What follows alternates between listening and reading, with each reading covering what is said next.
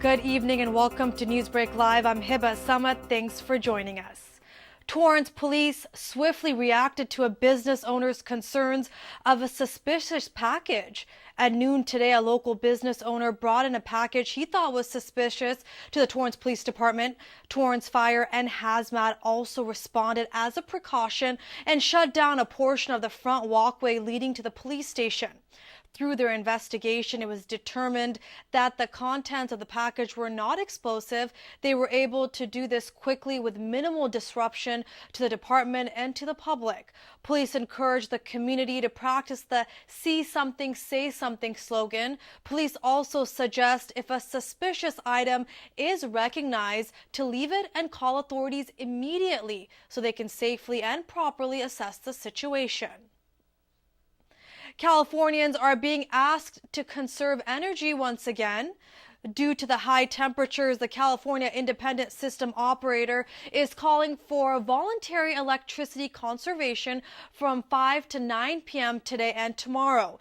People are being urged to use less electricity, especially during the late afternoons and evenings when air conditioners typically are at peak use. This means setting air conditioners to 78 degrees or higher and to not use other appliances during these hours. On hot days like today, cooling centers and community facilities are a great way to escape the heat. The ISO has called on all available resources to be available to serve demand, but conservation is needed to reduce the risk of further emergency measures. A flex alert is issued by the ISO when the electricity grid is under stress because of transmission outages or from persistent hot temperatures. The Torrance Fire Department is playing a unique role in assisting with the Ferguson fire. The Rapid Extraction Module Torrance Support Team, also known as REMS, were requested to help with the blaze, which continues to grow in Northern California. They are a safety extraction team with the primary mission of removing injured firefighters at a wildland incident and taking them to appropriate facilities. The fire has spread across the mountainsides near Yosemite National Park. It has burned more than 36,000 acres and is about 25% contained. At least one firefighter was killed and 6 others injured during this incident. More than 3,300 firefighters are working to put out the fire, which started on July 13th. The REMS team is made up of 4 firefighters, 2 from El Segundo and 2 from Torrance, who have a specialty in high and low angle rope rescue.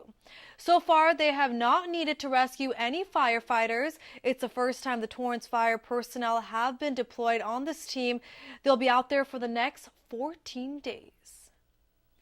And for the 6th year in a row, a senior in-home care was rated the best by the South Bay community.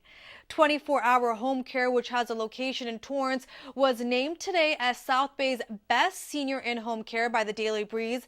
The annual award is chosen by the readers and members in the community.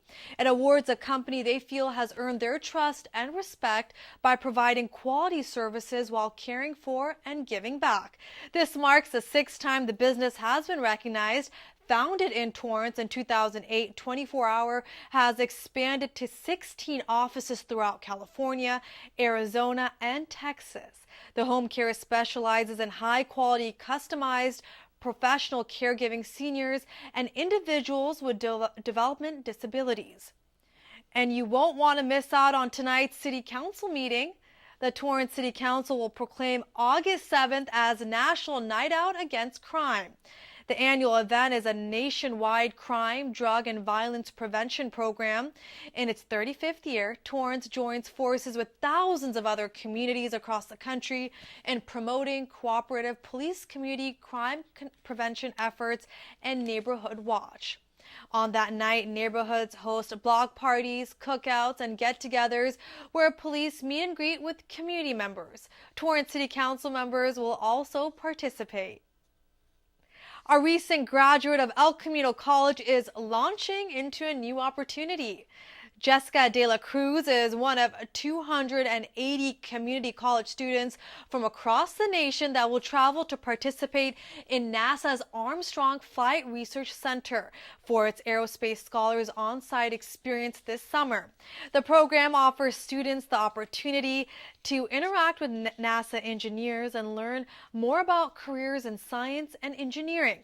De La Cruz says El Camino College's Mathematics, Engineering, Science Achievement Program, also known as MESA, helped her meet her goals. She will also transfer to the University of Southern California this fall. For more information on MESA STEM program at El Camino College, go to elcamino.edu. Commuters, get ready for some road closures at night this week. Southern California Edison has plans to relocate their aerial facilities near the intersection of PCH and Hawthorne Boulevard. Tomorrow, westbound PCH will be down to one lane west of the intersection of Hawthorne and PCH from 9 p.m. to 5 a.m. Then on Friday and Saturday, the same closures will happen.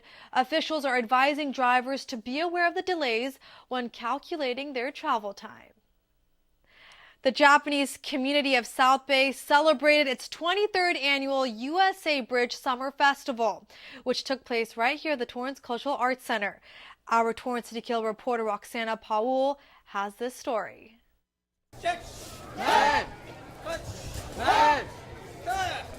Residents from Torrance and surrounding areas came for a day full of fun and good time. Deborah Key came all the way from Corona to experience firsthand the Japanese culture. I think it's important to express them equally out there since the Japanese culture is seemingly growing recently, and just to let them feel a little bit more at home even in a foreign country. Performances, exhibits, martial art demonstrations, food, and games for kids were there to entertain the audience and to help them learn about the Japanese culture. I think it's nice that they have it every year. It kind of brings all the Japanese community together, as well as other people who are interested in Japanese culture. It's really awesome because it's also like he's a half Japanese, so it's a good way for him to get in touch with his roots. Over 60 booths with souvenirs, kimonos, hair salon, and many more were there to promote their products. We're a local company, and we've been in business for 36 years, and every year try to express how we appreciate the Japanese community.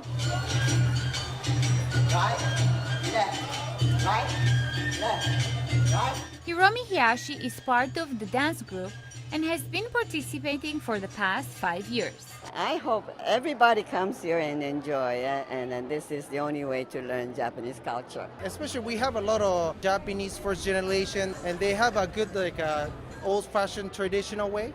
So that's why we try to teach, what's the traditional. This year's festivities brought more attendees than in previous years, and the shows did not disappoint. I like the general feel. The thing, it's very different from the other places you go in America, since it is a more Japanese-based culture and everything. So the stalls are a lot closer together, and there's a lot more people. It's a small area, and just in general, I just like the feel of the general atmosphere. For Torrance City Cable, I'm Roxana Powell. Definitely looked like a fun event. Thanks, Roxana. In case you missed this one, it's expected to return next summer, so make sure to mark your calendar. A high surf warning was issued this week. As many people head to the beach to cool down, officials say be careful. 5 to 9 feet waves are expected to hit some Southern California beaches. The advisory is asking inexperienced swimmers to avoid going into the water as there may be riptides. There will be dangerous swimming conditions. The National Weather Service put out an excessive heat warning as well. High temperatures will range from 85 to 92 degrees in the Los Angeles area.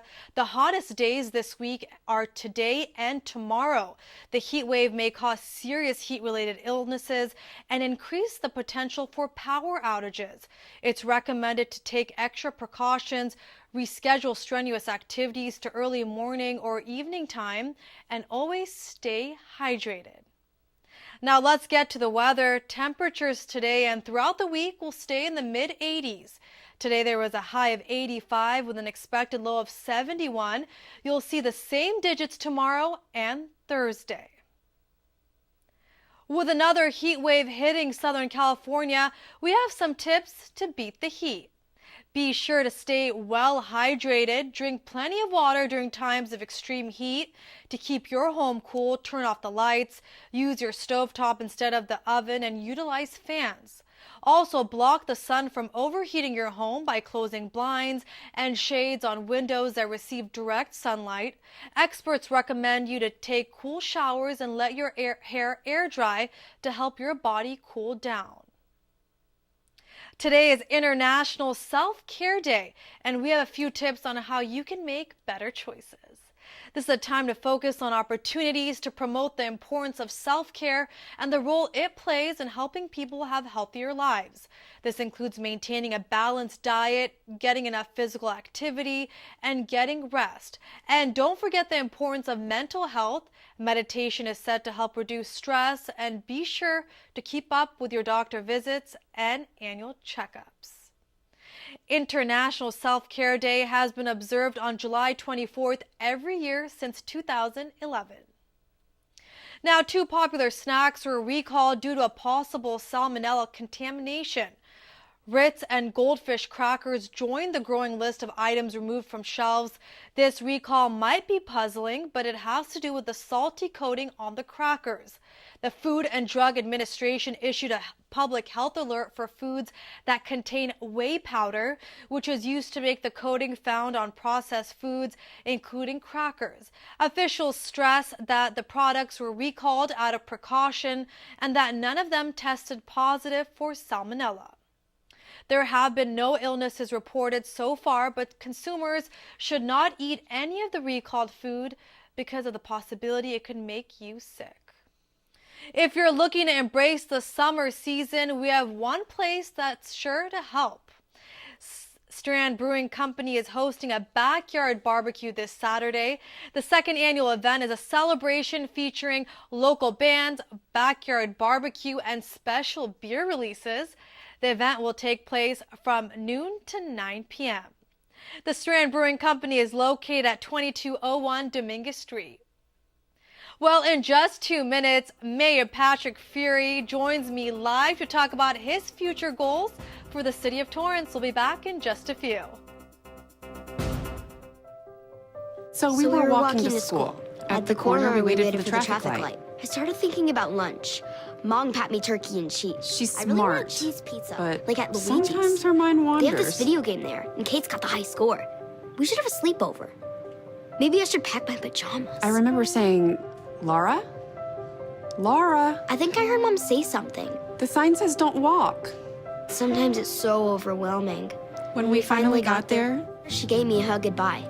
I really hope she doesn't I have really another hope I bad don't day have at another school bad day at today. school today. When you can see learning and attention issues from their side, you can be on their side. That's why there's Understood.org, a free online resource for the parents of the 1 in 5 kids with learning and attention issues. Here you'll get personalized recommendations, practical tips, daily access to experts, and more. Go from misunderstanding to Understood.org.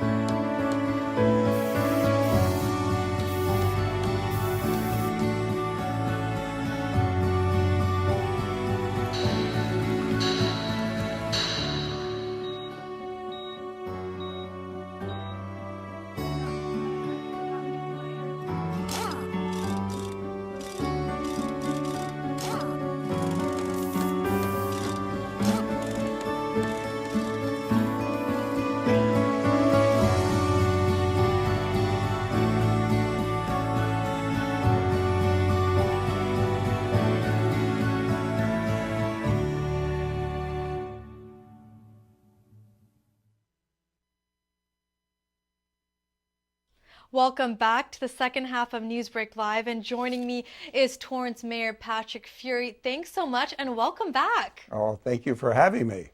First of all, I want to say congratulations on being re-elected.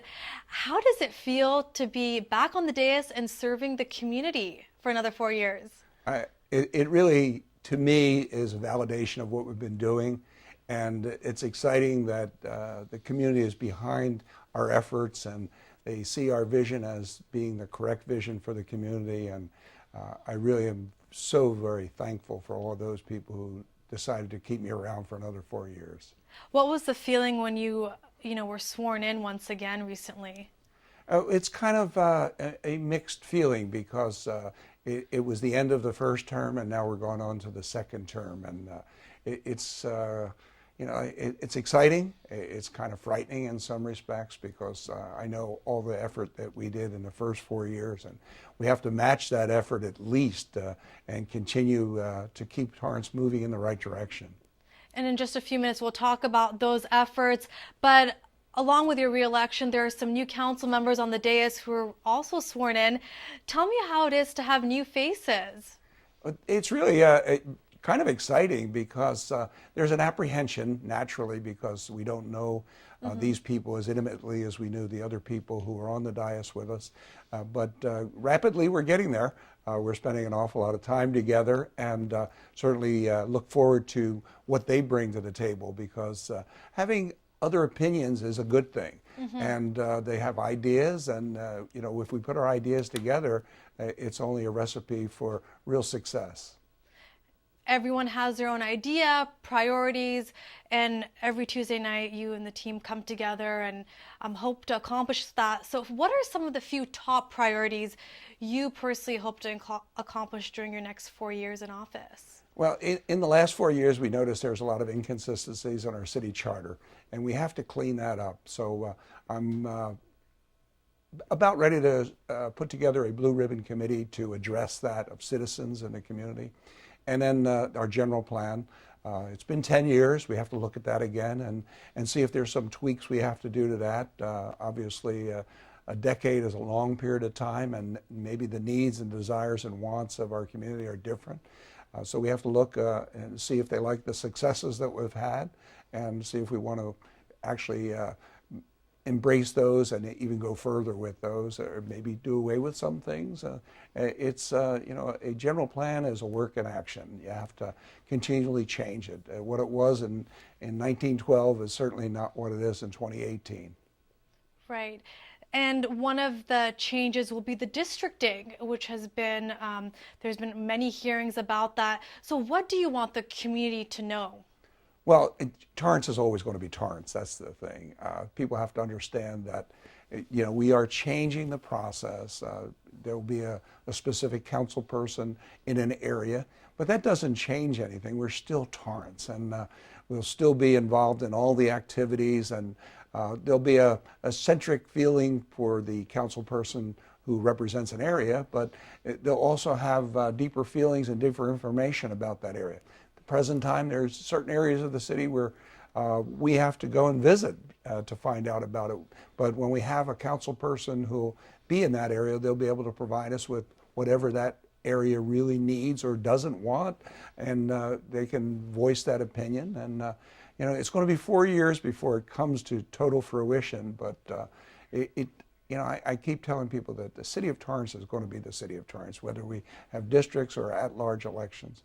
It'll make a difference. The at-large elections are citywide, so that means 82,000 voters, whereas the district is only 24,000 people live there, so it could be 10, maybe 12,000 voters that they'll have to reach out to and talk to.